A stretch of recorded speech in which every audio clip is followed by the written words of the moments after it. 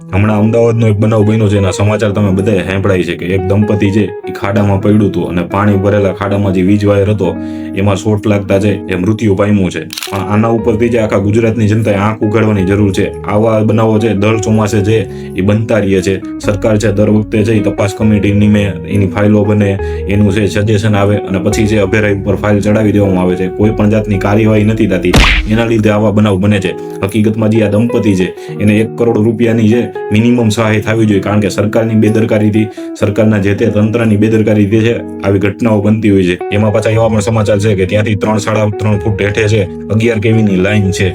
તો પણ આ પણ છે એક છે એ ખતરાની ઘંટી છે. આપણે જે વીજ લાઈનોને છે અંડરગ્રાઉન્ડ કરી રહ્યા છીએ, અંડરગ્રાઉન્ડમાં જ્યારે વીજ લાઈન લીક થાય તો કોઈને ખબર પડતી નથી અને સીધો શોર્ટ આવે છે. આ પણ એક મુદ્દો છે. એટલે પીજીવીસીએલ જે અંડરગ્રાઉન્ડ કરી રહ્યું છે એના બદલે છે એ પ્લાસ્ટિક કોટેડ વાયરથી જે વીજ લાઈન નાખવામાં આવે ને તો વધારે સેફ રહેશે. ગુજરાતની જનતાએ છે એ જાગવાની જરૂર છે. આવા સરકારોના કારણે જો આપણે મળતા હોય તો હકીકતમાં છે આપણે જાગવાની જરૂર છે. એટલે ખાસ જાગતા રહેજો. અને સરકારને કહેવું હતું કે આવી ઘટના બીજી વાર ન બને એના માટે કડકમાં કડક પગલા લેજો, નકર પછી છે જનતા બધું સમજે છે વિસાવદરવાળી કરવા માટે છે જનતાને આહવાન છે. ધન્યવાદ. જય હિન્દ, જય ભારત.